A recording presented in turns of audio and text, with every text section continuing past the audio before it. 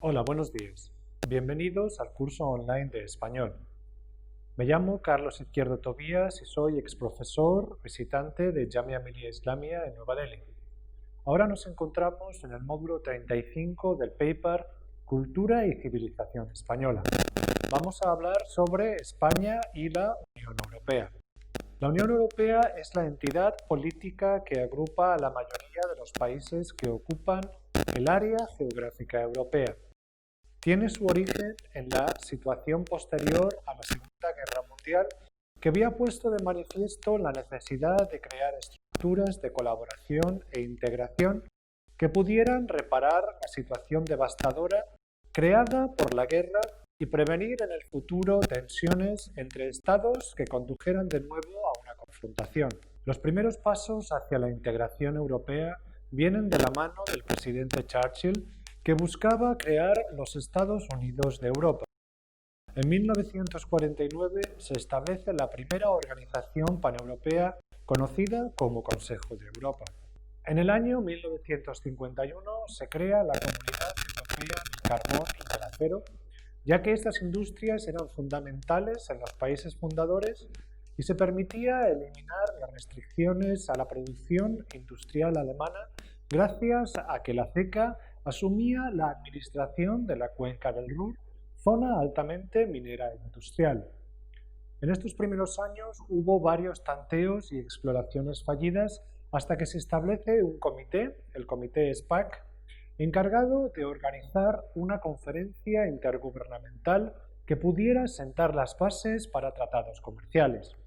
Estos tratados se firmaron en Roma en 1957 y suponen la fundación de la CEE, la Comunidad Económica Europea, y de la Comunidad Europea de la Energía Atómica, la Euratom. Durante la década de los 50 hubo cierta rivalidad entre la Comunidad Económica Europea y el Reino Unido, que fundó su propia asociación, la EFTA. Pero el éxito de la Comunidad Económica Europea provocó que Reino Unido inspirase en su actitud y solicitase la entrada en la Comunidad Económica Europea en 1961.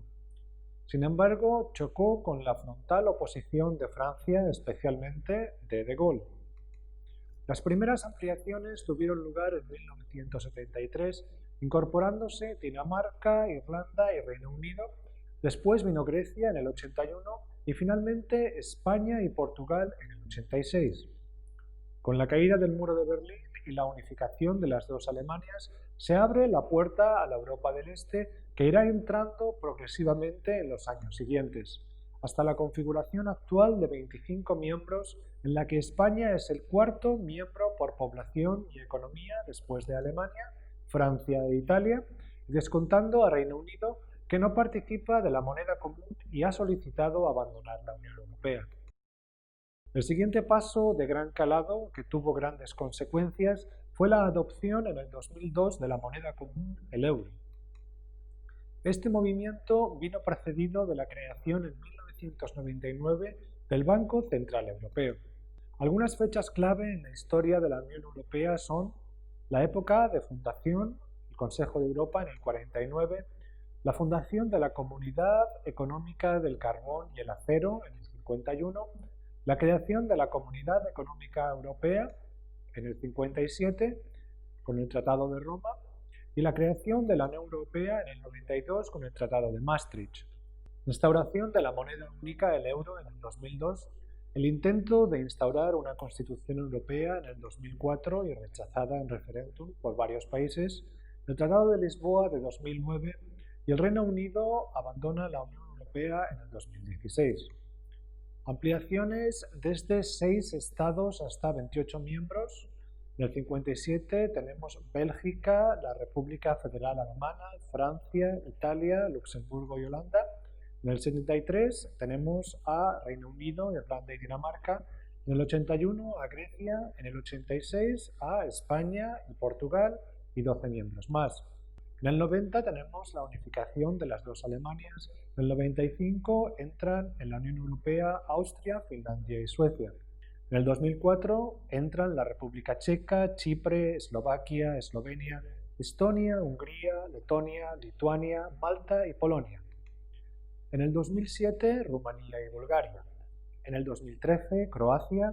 Y en el 2016, Reino Unido comienza los trámites para abandonar la Unión Europea.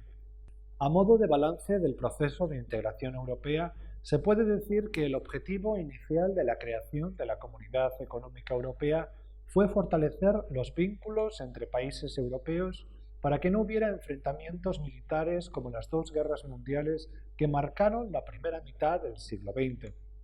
Sin lugar a dudas, esto se ha conseguido alejando definitivamente el fantasma del conflicto bélico entre europeos.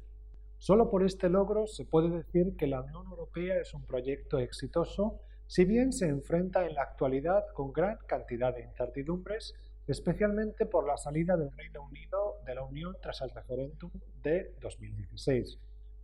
Vamos a hablar ahora sobre la entrada de España en la Comunidad Económica Europea.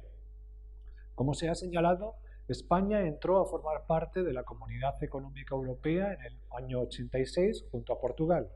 Para ello se firmó un acta de adhesión que fue firmada solemnemente en junio de 1985 y que entró en vigor el 1 de enero de 1986. Los antecedentes y negociaciones previas para este proceso comenzaron, sin embargo, mucho antes. La primera petición de ingreso tuvo lugar en el año 62, pero la candidatura no fue considerada siquiera dado el carácter dictatorial del régimen político vigente en España en esos años. Se dejaba claro, por tanto, que para poder ingresar en la Comunidad Económica Europea era necesario ser un Estado democrático, tal y como lo explicitó el propio Parlamento Europeo en el 64. Este intento inicial, como otros que tuvieron lugar en esa década, chocaron con dos grandes obstáculos. Por un lado, la nula voluntad por parte del gobierno español en instalar una democratización del país. Por otro, la escasa importancia estratégica de España en relación a otros países como Reino Unido, que estaban negociando su incorporación a la Comunidad Económica Europea por aquellos años. El régimen del dictador Franco, además, estaba inspirado en un nacionalismo español muy marcado que chocaba con el propio espíritu de integración supranacional de la Comunidad Económica Europea. No obstante, el régimen franquista necesitaba establecer lazos económicos con el resto de Europa, dado que ya en 1959 había empezado a abrir y liberalizar su economía. Tras la muerte del dictador en 1975, se sucede un periodo de transición política presidido por el presidente Adolfo Suárez. Suárez reactiva en 1977 la solicitud de adhesión y las negociaciones comienzan en 1978. Las autoridades europeas estaban deseosas de dar un impulso a la naciente democracia española, como también en la vecina Portugal y anteriormente en el caso de Grecia, y para ello exigieron la ratificación por parte de España de varios documentos relacionados con el respeto a los derechos humanos, considerados como los valores comunes europeos imprescindibles para poder formar parte de la Comunidad Económica Europea. Así, España abandonó el aislamiento provocado por el franquismo y pasó a formar parte del Consejo de Europa, donde firmó la Carta Social Europea para los Derechos Humanos, así como los pactos internacionales sobre derechos que forman parte de las Naciones Unidas. Al mismo tiempo que la negociación política, se entabló una importante negociación económica, ya que el acceso a la Comunidad Económica Europea de España y Portugal implicaba la necesidad de importantes cambios en el tejido económico del país, cuyo tejido industrial era mucho menos desarrollado que en los países ya presentes en la organización. En relación a la negociación económica, la producción agrícola española suponía incrementar un tercio la producción de la Comunidad Económica Europea, provocando grandes excedentes de productos agrícolas como vino o fruta, ya que Francia e Italia eran y son grandes productores agrícolas. En relación al tejido industrial, en España tan solo la industria siderúrgica y la producción textil eran competitivas, pero aún así eran inferiores a las de otros países europeos. El proteccionismo del régimen franquista además había provocado la existencia de multitud de pequeñas y medianas empresas asociadas a la industria que no eran competitivas en un entorno como el de la Comunidad Económica Europea. La desaparición de estas empresas supondría un grave problema para la integración europea, ya que aumentaría significativamente el desempleo como consecuencia de la entrada en la organización. Tras la victoria del PSOE en las elecciones del 82, los dirigentes socialistas tomaron los mandos de la negociación que se prolongaría durante 3 años más. La entrada de España despertaba recelos en Francia porque podía poner en riesgo el importante sector agrícola francés. Desde 1981, el Banco Europeo de Inversiones concede créditos a España para que mejore sus defectuosas infraestructuras. Tras la reforma de la política agraria común en 1983, principal escollo de Francia, y la aceptación por parte del gobierno de González de tener misiles estadounidenses en territorio español, se desbloquea finalmente la situación y España entra en la recta final de las negociaciones para adherirse en la Comunidad Económica Europea. Las negociaciones culminaron con el referéndum que fue secundado por el 76% de los votos. Tras la adhesión, España experimentó un periodo de expansión económica enorme hasta el punto de que contaba con el mayor crecimiento de toda la Comunidad Económica Europea. El Producto Interior Bruto se multiplicó por 2 en tan solo 5 años, pasando de 164 millones de dólares a 379 millones. Asimismo, la renta per cápita se duplicó, pasando de 4.290 dólares en el 85 a 9.330 en el 89. La tasa de empleo, que en los años 80 estaba por encima del 20%, pasó al 16% a finales de la década. Hubo también sombras por las necesidades impuestas desde Europa de reestructuración industrial. Se desmantelaron industrias importantes como los astilleros, la construcción de barcos, y se puso coto a la actividad pesquera española, que era la tercera del mundo en aquellos años. En definitiva, al firmar el acta de adhesión, España dejaba atrás los principios de la economía heredada del franquismo y sentaba las bases para un país moderno. Eliminación de aranceles, reformas estructurales y especialmente la política de libre circulación de personas y capitales. Asimismo, la entrada en la Comunidad Económica Europea permitía dejar atrás décadas de aislamiento provocadas por el franquismo. Así, la diplomacia española aspiraba a dejar atrás aquella imagen y pasaba a ser un país moderno. Vamos a hablar ahora sobre España en la Unión Europea. La firma del Tratado de Maastricht en 1992 supuso el paso de la Comunidad Económica Europea a la Unión Europea, denominación que pervive en la actualidad. Ese mismo año, durante la cumbre de Edimburgo, los Estados miembros instauraron el llamado Fondo de Cohesión para proyectos de medio ambiente, infraestructuras de transporte y energía en países con un nivel de renta por debajo del 90% de la media de la Unión Europea. Como consecuencia de ello, España obtuvo, junto al resto de los fondos estructurales recibidos, un inestimable apoyo para la revitalización y el desarrollo regional. En diciembre de 1995, coincidiendo con el final de la segunda presidencia española de turno de la Unión Europea, se acordó en Madrid la denominación de euro para la moneda común europea, cuya implantación se produjo exitosamente a partir de enero del 2002.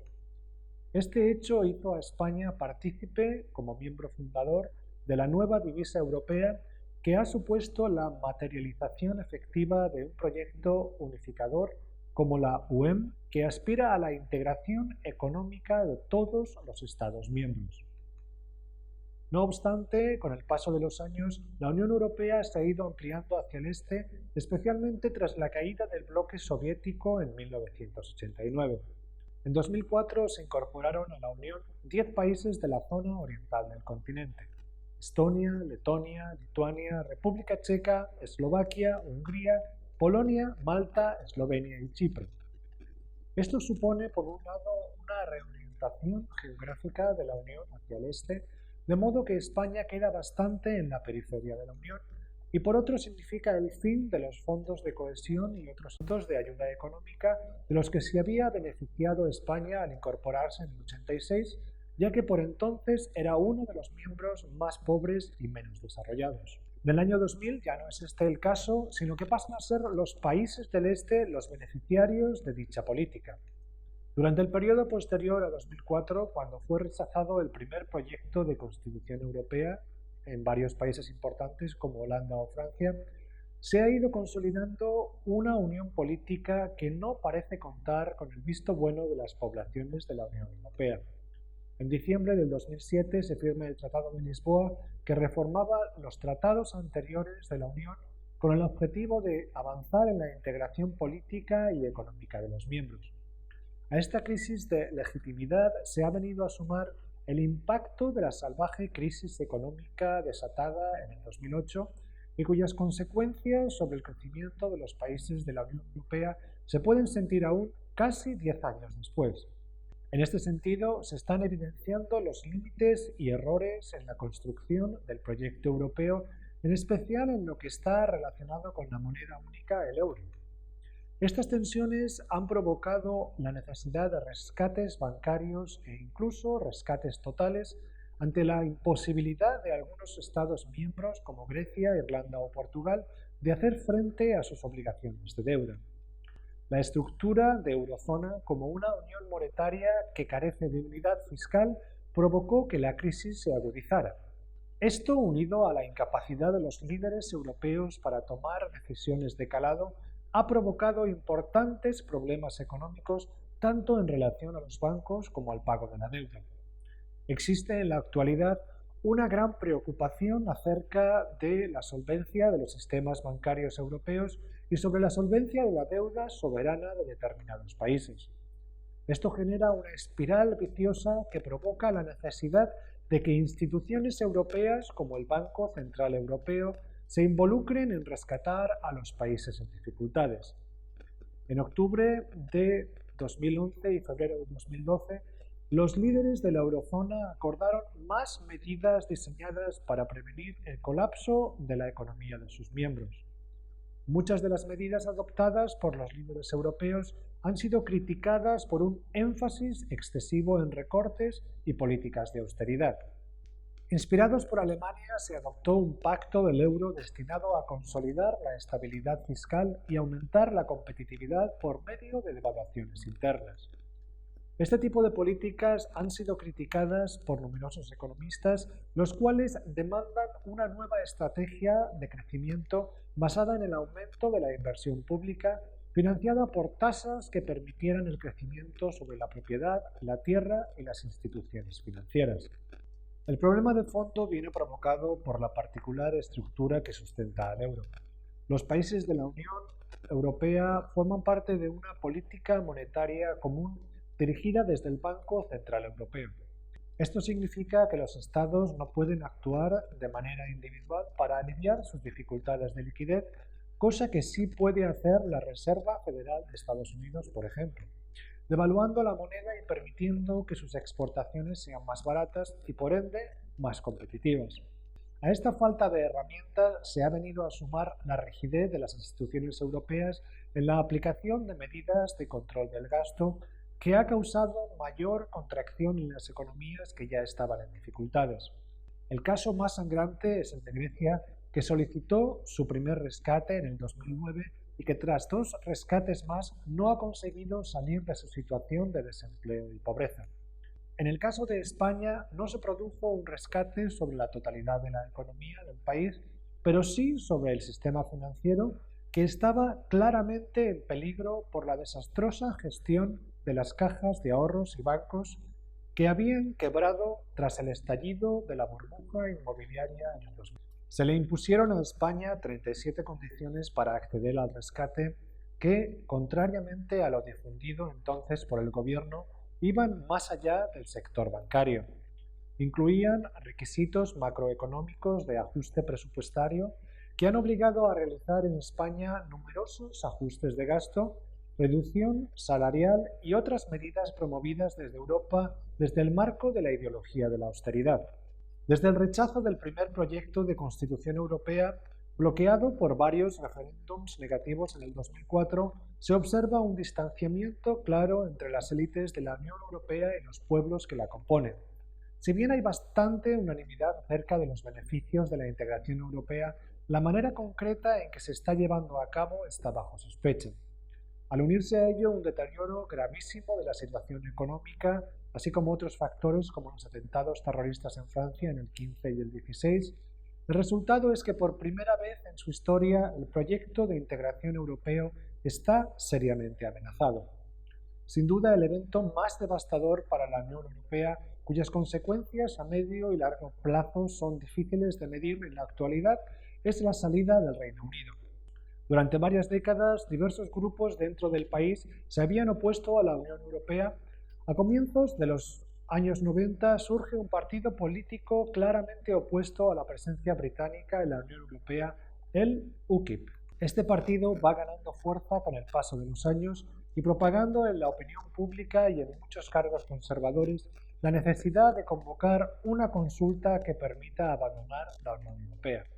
En el año 2015, el primer ministro conservador gana las elecciones con la promesa de convocar un referéndum en el 2017. Pero la presión del UKIP y el importante respaldo de la población a la consulta provocan el adelanto. El 23 de junio del 2016 se realiza el referéndum con el resultado de un 52% a favor de la salida y un 48% por la permanencia. Las razones de dicho resultado apuntan en varias direcciones. La crisis económica, el aumento de la llegada de inmigrantes de otros países europeos y la tradicional insularidad británica están entre ellos. Las consecuencias para el Reino Unido ya se han empezado a sentir tanto en el plano económico como en el social. En el resto de los países que conforman la Unión Europea, la situación no es tan tensa como en el Reino Unido, pero lo cierto es que hay importante presencia de partidos eurófobos como el Frente Nacional en Francia, Amanecer Dorado en Grecia o el Partido de la Libertad en Holanda. Si bien hay un dominio claro de la derecha en la Cámara tras las elecciones del 26 de junio del 16, lo cierto es que no se observan en ella tintes antieuropeos. Parece más bien comulgar plenamente con la ideología conservadora que impulsa la austeridad y apenas se realizan esfuerzos para resistir sus políticas que por otro lado están siendo lesivas para la capa más desfavorecida de la sociedad española. Y terminamos aquí el módulo dedicado a España y la Unión Europea. Muchas gracias.